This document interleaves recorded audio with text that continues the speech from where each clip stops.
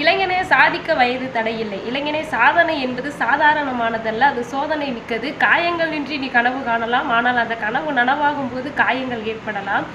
வெறும் 11 வயதில் பாரதி என்ற பட்டத்தை பெற்றவர் தான் மகாகவி. வெறும் 12 வயதில் ஆங்கில கால்வாயை நீந்தி கடந்தவர் தான் குற்றாலீஸ்வரன். வெறும் 20 வயதில் அரியணை ஏறியவர் தான் அலெக்சாண்டர். வெறும் 21 வயதில் அளவில்லா அறிவியல் சாதனங்களை கண்டுபிடித்தவர் தான் தாமஸ் ஆல்வா எடிசன். இப்படி பல்வேறு நபர்களை சொல்லிக்கொண்டே போகலாம். ஏன் சிறு வயதில் கூட எவரெஸ்ட் சிகரத்தில் ஏறி அடைந்தவர்கள் பலர்.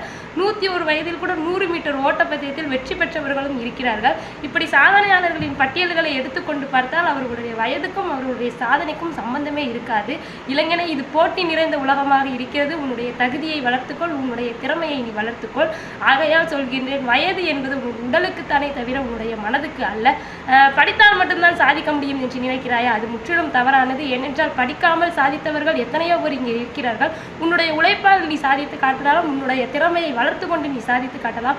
ஆகையால் சொல்லுகின்றேன், சாதிக்க வயதோ வறுமையோ பணமோ படிப்போ எதுவும் தேவையில்லை இளைஞனே.